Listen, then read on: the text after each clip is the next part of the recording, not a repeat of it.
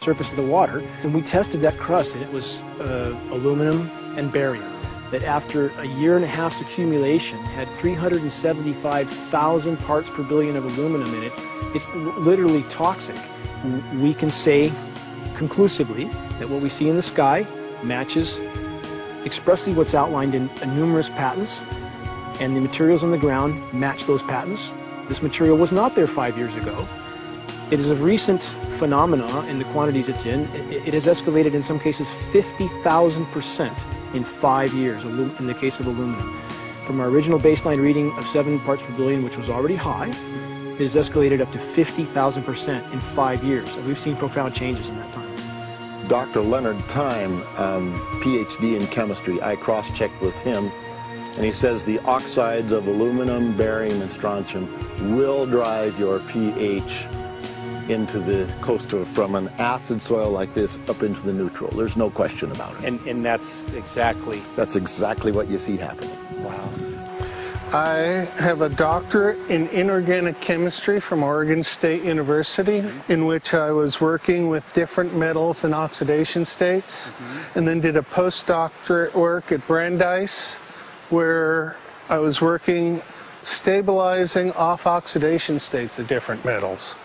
The goal is to sort of figure out how everything fits in the dynamic equilibrium of life. I was working with Francis up in Mount Shasta, and he showed me some rainwater analyses that had to do with levels of aluminum, strontium, and barium in the atmosphere. So I feel the major toxin in these chemtrails is the aluminum. And from the levels we were looking in at Mount Shasta, this is totally, totally unacceptable. When you get to metals and biological systems, you're no longer talking about the bulk aluminum that people think about when they're drinking from soda pop cans and that. So once it gets to the aluminum oxide stage, it just forms a plaque within your arteries and shuts down life. When you take elements that normally aren't out in the environment and you start putting them in the environment, it raises some serious red flags. Aluminum is a very specific nasty in biological systems. It takes that site and it never lets go, and it shuts down the site, and that's it. And so as you accumulate aluminum over time, it causes major neurological damage because it ends up as aluminum oxide that's essentially stuck in place and can't be flushed out by normal systems. At the core of everyone's condition, there's always some level of toxins. And aluminum is known to have cancer-causing effects. The half-life is decades. I think that we should be working on taking more of these toxins out of our environment instead of adding more toxins in. It's very concerning that if we add more toxins to our environment, that will be increasing the rates and risks of cancers. Even one patient is not worth it. So sad that they would consider putting aluminum in our environment to affect something when they could be causing so much more damage. Wherever the material is coming from, it is there. The amount of metal falling on us cannot be disputed. Absolutely, this is not speculation. The amount of metal in the last 4 years, as I said, have increased to a degree of thousands of times, and California Air Quality Resources Board has studied the aerosols from China. These metals are not amongst them. Mike, the reason I've chosen to focus so primarily on this issue is I feel all other issues are secondary.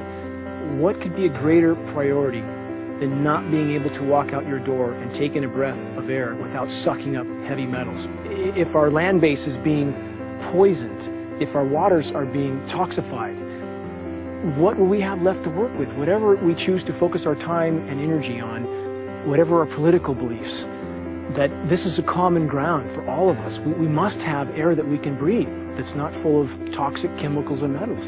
We must have water that's not completely laden with whatever is being emitted from these aircraft. And if people stopped to consider that the atmosphere is as thin as a layer of paint on a basketball, It is an extremely thin layer that allows life to exist on this planet. To simply treat it as a physics lab and experiment with it until it is broken beyond repair is folly of unbelievable proportion. And if people understood that this sort of experimentation not only is going on, but has been going on for a very, very long time. Going back 50 years, there's been countless climate manipulation, weather modification programs that the vast majority of the public is completely unaware of. And if they think that this is not true, that certainly that somehow they would have known if it was occurring, I would ask them to look at things like Agent Orange and the things that governments do because they can, because there's no one to stop them, because they have these huge military machines that want to control everything. And in fact, the government's own document, perhaps you may have seen, it's available to any online, is called Owning the Weather, an expressed goal of our government, and not just our government. He told the Associated Press that the American government has created weather tampering techniques so that the New World Order will be able to starve millions of Americans and to control the rest. There is weather control techniques. Number one, the entire patents on the equipment. Number two, Senator Claiborne Pell's complete statement and story of his own that not only does it exist, but that we even utilize it as far back as the Vietnam War. Well, Murph, We're going to do what we can. let's see what we can do. You got the scientists behind you. The scientists are with you, so at least this scientist is with you. I may not have $1 million budget, but I've got enough to show that something's dreadfully wrong. You got it. All right. So Arizona will be this Monday, the 21st. Senator Johnson up in Show Low. So we're going to be in the car a long time.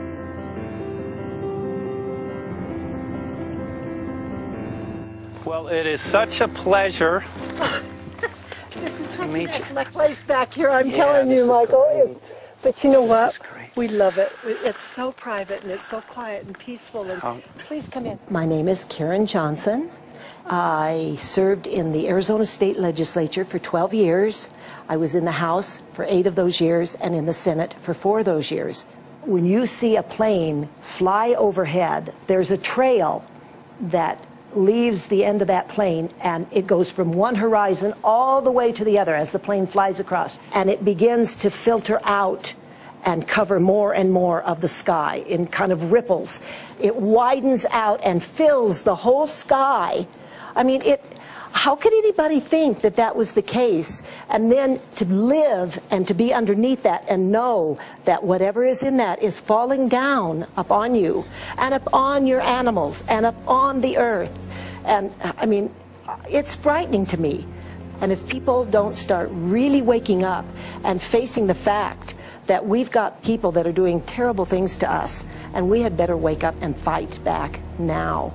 I mean, I'm the mom of 11 kids. I've got 35 grandkids. I mean, I've got a stake in this. I care about what is going to be left for my children. I care about it, and I'm extremely worried about what is going to be left to them.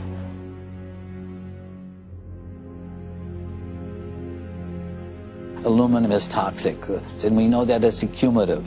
And we know that we're getting more. So we're absorbing it in the air, we're drinking it in our water, so we are accumulating more. So the thought of more aluminum being dispersed in our environment in the way that you mentioned is very frightening to us and very disturbing to us.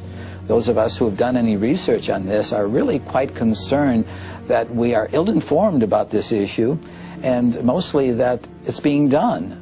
Aluminum is toxic. We know that it is. We can debate as to the amount of toxicity that is going to be disturbing the body, but as far as really accepting the fact that it's accumulative, it's synergistic, then we have to conclude that it's not a good idea to put it in our atmosphere, especially when we know we're getting increased amounts, and especially since we know that the scientific communities around the world are pointing a finger at the heavy metal toxicities, at the toxicities that we're absorbing in the day-to-day food that we eat and the air that we breathe. The concern is off the charts about why is this happening? Why is this being allowed to be sprayed continually all over the United States, all over the world? Who is paying for this? I mean, the incidence of Alzheimer's has just skyrocketed, which evidently has to do with an accumulation of aluminum in the brain cells. I mean, I think almost every family has been touched by a member as they get older having Alzheimer's. And it's a horrible disease. And to say that, well, this just came because people drank soda pop out of aluminum cans, you know, when my father passed away with Alzheimer's and he didn't ever drink soda pop, you know, that explanation doesn't ring true with me. And so I'm wondering, how much did this chemtrail spraying back in the Illinois area affect him? Aluminum and fine metal is an accelerant. A friend who's a firefighter up in Pine, Arizona for 20 or 30 years says that the wildfires now that they're fighting are way beyond anything they've seen before in intensity. And when you look at the air samples and you see the fine particles of aluminum, which is very flammable, and magnesium settling on the trees, this is causing unprecedented savage wildfire. But if you look at this, you can see these are parts per million. They sent this to me, and I just found this to be extremely interesting because we should have like 2 parts per million of aluminum in our air. And this is saying that there's 39,000 parts of aluminum. That's astronomical. Barium is high. I mean, these are way off the charts of what people should be breathing or what's coming down on them. And, you know, if people wonder why their health is deteriorating, why they're having to go to emergency rooms, why they can't breathe, you know, why they're getting Alzheimer's, this has been planned. We have elites, I don't know what you want to call them, one worlders, Illuminati, I don't know, whatever you want to call them. But with these people that don't care about the average person. They only care about themselves, their greed, their power, and if they eliminate, you know, 2/3, 3/4 of us from the planet, so much for the better for them, because then they don't have so many people to have to herd around and worry about. So this is a lot what this is about, and this is very, very alarming and scary. I mean, where is this stuff coming from, and why? Why is this kind of stuff being put out there? You know, I've heard different explanations about, oh, we need to cool the planet, all this and that. But if people are up there trying to cool the planet, why do they need all this kind of stuff in it? The explanations just never have really rang very true. And as I'm setting up the equipment, she looked at me, she said, all these trees here are dying. And I said, what? She says, all these trees in here are dying. So I thought, well, I'm going to test for aluminum, because that's one of the key things in the programs that we're talking about, and titanium. And I took some of this bark sample and tested it, and it came back positive with aluminum and titanium. Then I started traveling around California, noticing the same thing. In Lake Tahoe, there was a lot of the same type of bark, all through Sacramento area and Davis. Just about everywhere I went, I was noticing this silver white bark. What I think is happening is these chemicals are getting down and destroying the roots. And then as they come up, they're going out into the bark. Those two right there are the ones that are just, it just hurts so bad to see these two, because look how old and big they are. We probably lost 40 trees right here on our 10 acres. Every week, every other weekend, we'd see another tree that was beginning to die. And I mean, it's just so sad, we just cry. And to think that that might have something to do with it, along with their other explanations, would really, really frost me. Every time you lose a tree, you know, it's not good, it's just sad. And there's another one over here in this little group of trees here. Don't you feel better when you stand up and fight than if you crawl down in a little hole and go to sleep? You know, I mean, my gosh, people, your families are out there, children are out there, your grandchildren. I mean, you've got to do something to help.